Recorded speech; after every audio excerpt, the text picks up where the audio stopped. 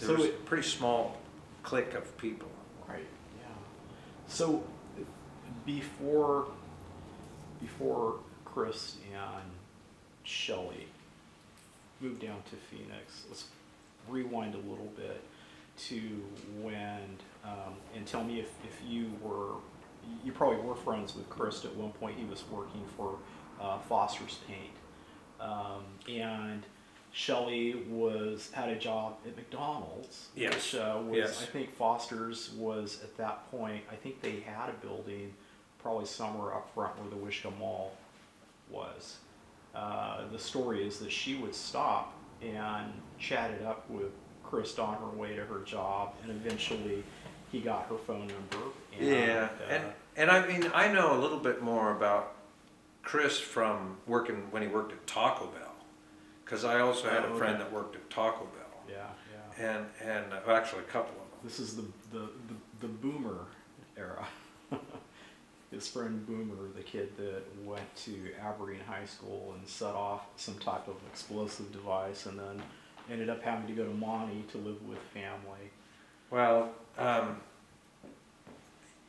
I don't know who Boomer is. Okay. I know, I have a friend, I'm not going to say his name right now because but it's not Boomer. Okay. And he blew the glass out of the greenhouse on the top of the Phillips building, and with a pipe bomb. And This that was was at the campus at Weatherwax. Yeah. Yeah. I wondered where it took place at. Yeah. Yeah. Okay. And he later ended up living at my house for a couple of, I don't know, months or something. And you were living in Aberdeen? Central Park. Oh, in Central Park. Yeah. Okay. Yeah. Yeah.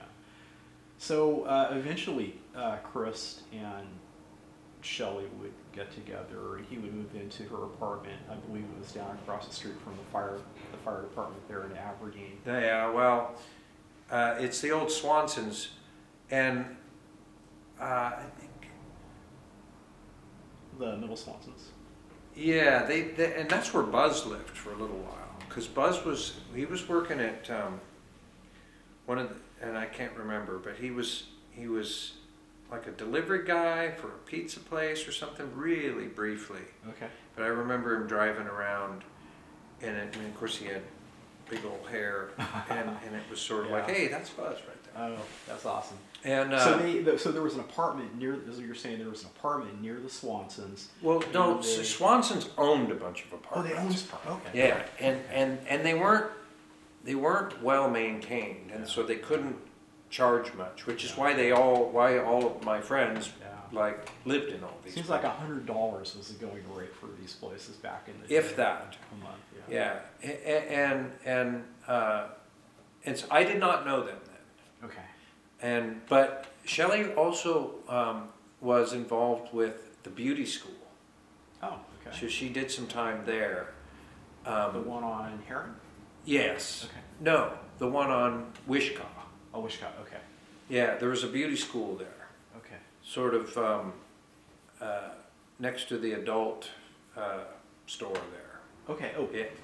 further down towards the river then, that end of. Yeah, Yeah. there's like Where the original Rose of Yours was, that section, that block. yeah, but there. across the street. Okay. But behind Reiner's and the Book Carnival, and then there's a couple buildings, and then Wittemackey's was eventually on the end, Mhm. and there's like a parking lot in between them. So there's like, I don't know what that building is now. So But- this apartment that was not the best that they lived in, is that building here today still? Or is I it- don't know. We'd have to drive through town and look. But the one, when we got back from Phoenix, I came home first, and then Chris and Shelley and Brian all came back together, and they moved into a little place not far from there that was owned by Swansons, and then they weren't there for maybe a month or two, and then they moved over to Hoquiam and lived in a building which is no longer there, but there's that, what is that street that goes out like you're heading to Quinault? Is that Lincoln? I believe so. Yeah. So it's like right across the street from the road that goes up to the cemetery. Was this the house that's described as having cracks in the walls that you could actually see daylight through? And Well, it was up above, and there was a garage down below, and Chris had his van down there, and Okay. she had her bug down there, Uh, and we were working on it all the time, and I would go over there and this was pre or post Phoenix? post Phoenix. Post Phoenix. Yeah. Okay. Yeah. Yeah, because they came back a couple of, Shelley said like maybe 6 months later, Mhm. but I think it was more like 4, but I don't know. So it wasn't long lived. Well, I mean, they came back to Grays Harbor from Phoenix because I thought I was coming back to go to school, and then ended up going to work in Ocean Shores for Binning's Quality Floors, and so and then they came back like a couple months later. Okay. Yeah, the way I remember it. Yeah. Yeah. So you've already said that those pre-Nirvana bands, Pencat Tube, Bliss. Now I was around for all of those. Oh, you were. Okay. Yeah, so those are Nirvana. Yes. This The earliest the ones. fecal matter thing Yes. and the stiff woodies. Yes. No, that happened without me. So there was supposedly again, I don't know if you would call it a one-off, but it was supposedly a performance up at a place called the Spot Tavern up there. Yeah, Mo Clips. Right, and Yeah. so Melvin's played there. right, they would have been the opening act for Yep, the Melvins. Yep. And so you I were wasn't there. Okay, I heard about it. Legendary. Right. Yeah. What do you recall about that? Well, I just know what they said about it, and then they basically said there was nobody there. Ah, And I mean, that's the way a lot of these shows were. sure. Particularly if you weren't performing in Seattle or Tacoma.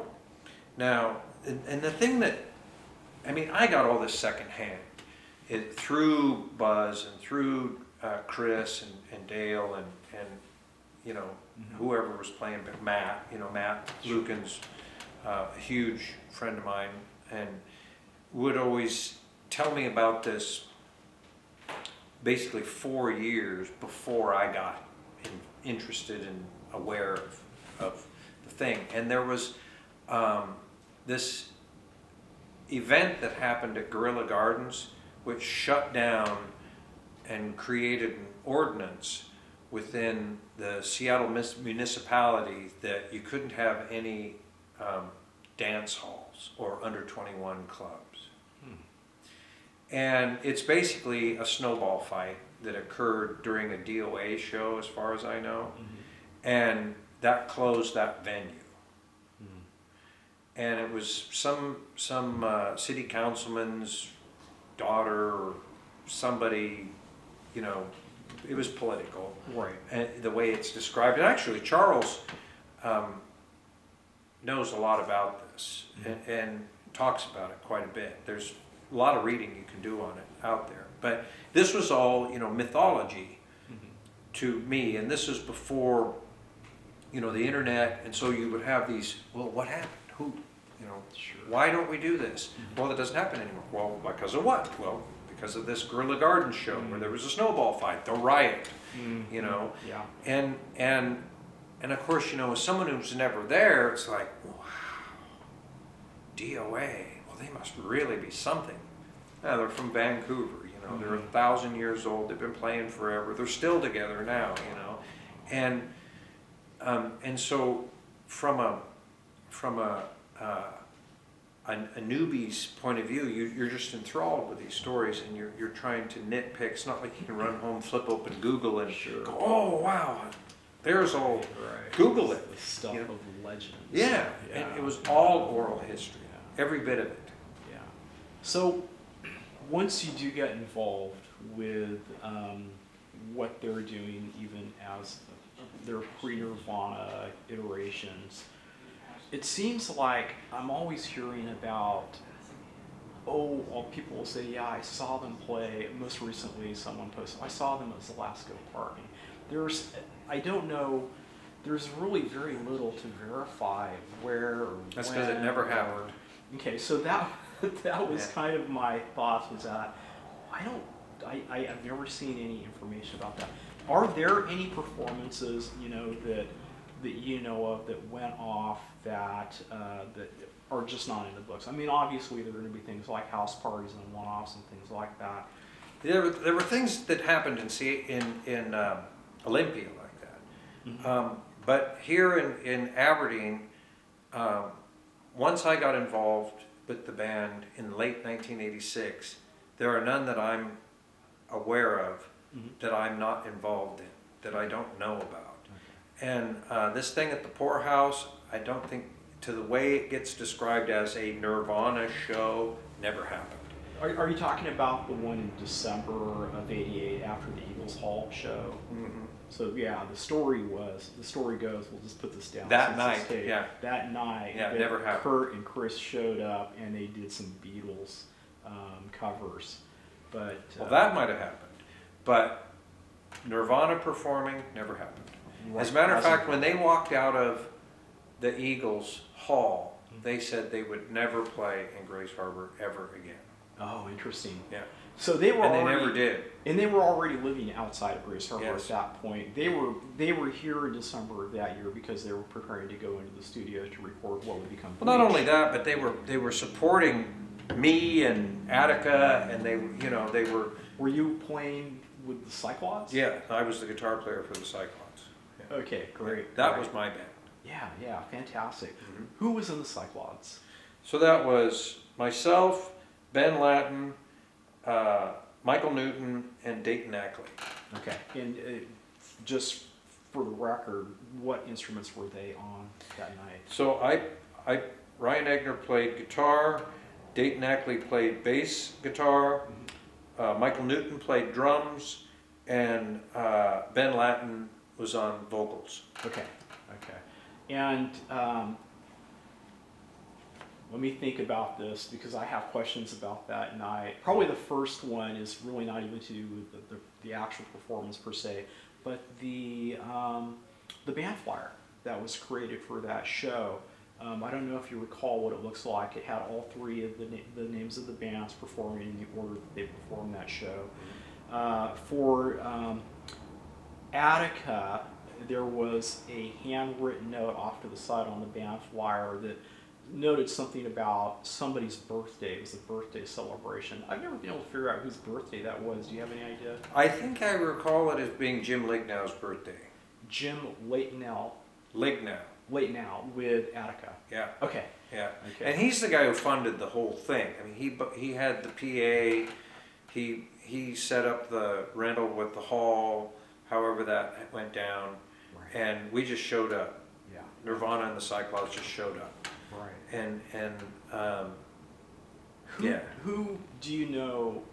I'm always kind of fascinated with these band flyers, the artwork and whatnot. Do you know who drew that flyer? No, Okay. no, not at all.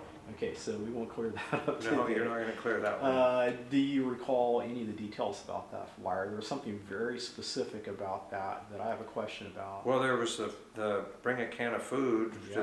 to the food drive, fun drive, and it'll get, Get them for $5 or something. Well, and it was kind of one of those deals where, like, with the Eagles as a, whatever you call those kinds of clubs, is they want to know, well, is there something that you're benevolently Mhm. doing, this activity? for? Sure, it's a service club. They want you to And do that's something all that's you like have to do is you write, yeah, we're bring a can of food and we'll donate all that food to the local food bank. How much canned food got donated that night? I have no idea. Yeah.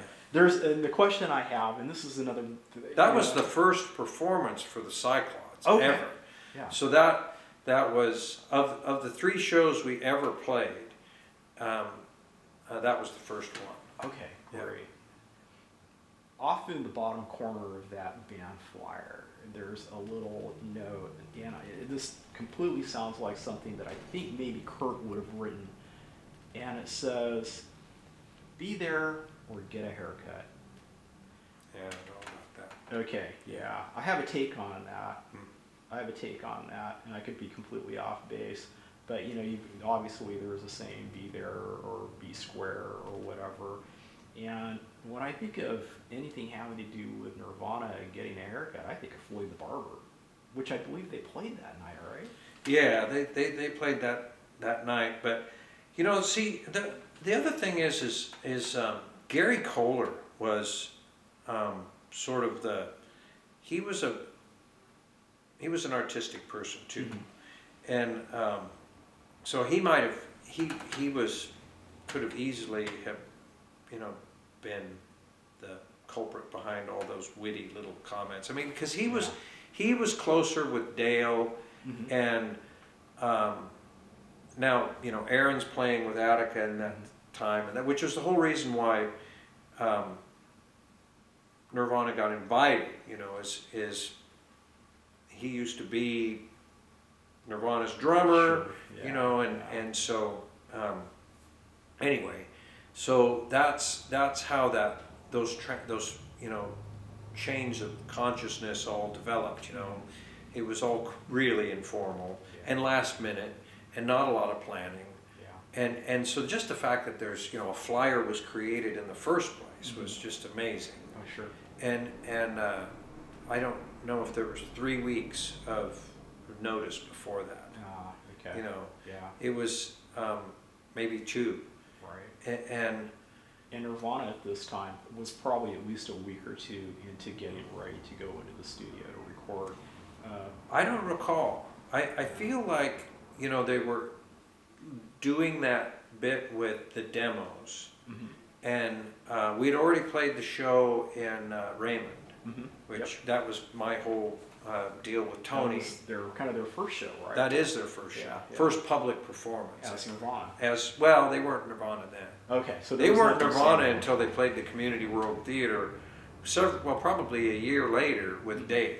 Okay. Yeah. Right. Yeah. They were, back then they called themselves Skid Row, and then we didn't even know it, but somebody found out that Skid Row's a thing then, and so that's not going to work, and so then he was off on coming up with some sort of the Pen Cap Chew thing and Brown Cow or Brown Cow? Bliss and Throat Oyster and just all different kinds of Fred. Yeah, Ted Ed Fred. That was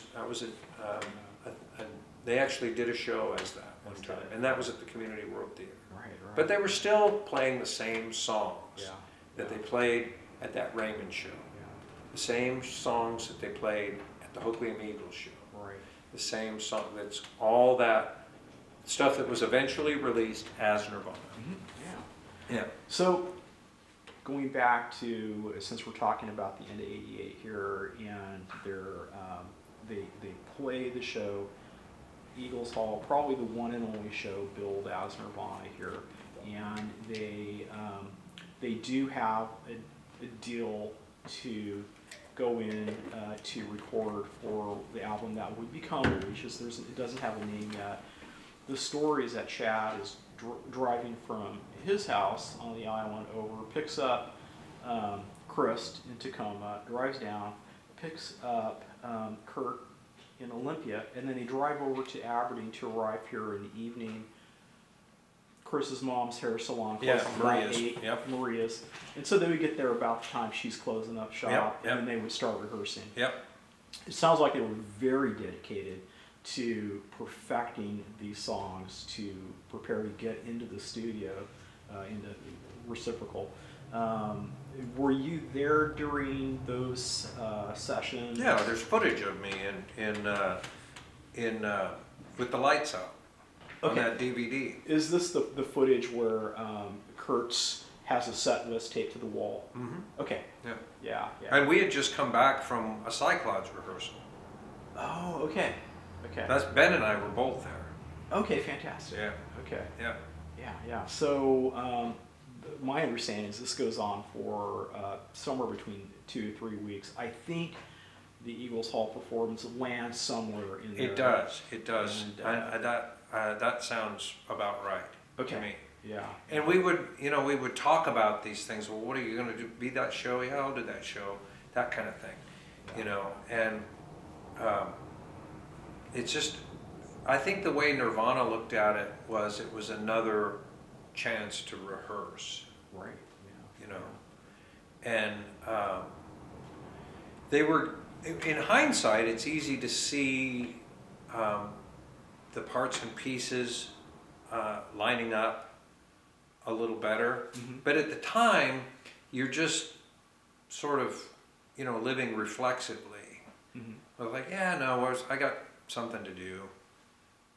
And then it doesn't happen. And that changes the course of history. Mm. That could have easily happened. You know, the thing that where Chris had a van that he got from the Root Paint Company, basically given, you know, to him with making like $200 a month payments or something like that. Okay. See, he was later working for Root. It's like when he went down to Phoenix, I didn't really know that he had ever worked for Foster's Paint Company. Mm. What he told me when he was in Phoenix was he had done some painting with Dwight. Now maybe that was, I knew Dwight who lived out North River. I met him before they went down there. And because I was like a floor covering guy and saying, there's a paint crew where we have a contract to put floor covering down. You come to work with me. What were you doing when you left Grays Harbor? You were painting? Okay, you're a painter. Come with me, I'll introduce you to the paint crew. Went down there, introduced him, got a job that day with the paint crew. Right. You know, in those days he was driving the Zebra van. When the show for the Hoquiam Eagles, they already had the Root Paint Company. When he came back, he went to work for, I can't think of his first name, but, I almost had it. Anyway, the Root Paint Company in Hoquiam, and that's who he was working for, Fred. Okay. And so apparently Fred really liked Chris and said, you know, I support what you're doing with the band. You need a van, just don't wreck it and make payments. And I don't even know if he had the title in his name or not. And it was called the Zebra van because of a paint job? Or? Well, the Volkswagen, so those are two different vans. They're both white, but the Zebra van he sold to Bob Shorts, foreign engine repair out on the Westport Highway there, just past, it's actually the Eagles now. It used to be, I think, but out like you're gonna just leave South Side heading towards Westport. Yeah. Yeah, so when the vehicle that Chris and Shelley drove to Phoenix and back, and also did a tour with the Melvins, was this Volkswagen van that was painted like a zebra. Okay. Yeah. Okay. I think I've seen a picture of that. Yeah. Well, if you have, get a copy because it's really, really rare. Okay. I don't know of any photographs of that van. Okay. I could be wrong. I'll have to go back and dig. But so let's talk The about Root van, the paint van, was a Dodge, I believe, and it was a completely different van. It was white, just pure white. Yeah, I know that pretty sure I've seen a picture of them. That's the one that they went on Volkswagen tour van. with Jason Everman. Oh, okay. And I said, no, they wanted me to go with them in 1989, Uh-huh. and I said, no, thank you. I'm gonna get married. Was this in '89? Was this the first that because they did like a 2-week, a really fast tour down, a couple shows down in California, I think San Jose. Yeah, So they that did that, was and I didn't go for that either. And Bruce and Jonathan went along. Yes, on that one. they did. Yeah. Did they ride down in the van, or did they have their? I don't know. I wasn't involved with it. Yeah. I mean, one of the things that, Kurt was sending me a little bit mixed messages. Partly because he was trying to encourage me to pursue what I was saying I wanted to do with my life, which was to be a musician just like him. And that's all he wanted to do. And I had other ambitions. He had no other ambitions. Yeah. And that's where he and I disagreed about things. Okay. And so, like I remember one time he needed me to give him a lift from the B Street apartment over to the post office or something because he heard there was a letter there, or he wanted to mail a letter to Jesse Reed, one of his friends, Sure. who had recently joined the Navy. Mm-hmm. And This was right after they were living at the apartment on Michigan and 3rd, I believe. I've heard it called the Pink Apartment or the Big Wheelhouse. yeah, I don't know. That Okay. probably wasn't during the time that I was there. It was right. I believe the timeline, if I have it right, was he had that apartment with Jesse Reed. Yeah. There was a falling out, but it was just shortly before he was ready to head out to join the Navy anyway. Yeah. Well, and Jesse married Ray Maldonado's daughter. I can't think of her name right at the moment. Mm. And I actually went to the wedding reception and with Kurt and Jesse. Oh wow! And that was out on what's that community just east of Montesano? Elmo? Or west. It's Brady. pardon me. Brady. No. It's a suburb right here on Wainuchi Valley. It's a development there. Okay. That's where it was. Okay. At Ray's house there, and I think, and that's where I met Jesse. And like he was leaving for the Navy the very next day. Wow. Okay. Yeah. Yeah. Since you brought up Jesse, this just kind of like triggered a thought in my head.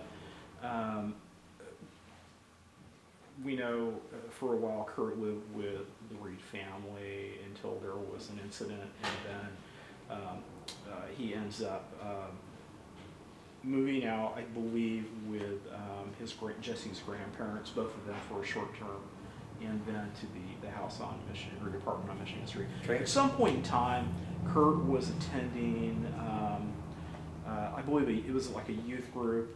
I think it was a Baptist church on the south side with, I believe, Jesse, and I believe even Chris had gone to some of the meetings or whatever they were having for this youth group, because I don't know if he was dating or was interested in a girl that attended church there. Mhm. Do you know much about that Nothing. period of time? I know nothing about Okay. Okay. that. Yeah, and that's the first I've actually heard of it actually. Ah. Okay. But it doesn't surprise me. I mean, it's the kind of thing that I am guilty of doing myself. You know, I mean, that was like the one thing you could get me to do is say that there was a female that might be interested in me. You know, it's like, well, tell me where to stand. Yeah. And if it's not too painful, I'll stay as long as I can. Yeah. Yeah. You know, and Okay. but I don't know anything about that.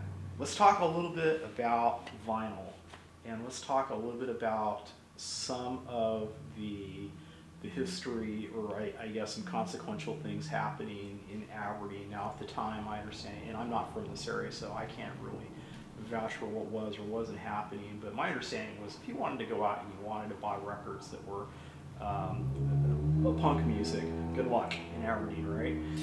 Yeah, you could.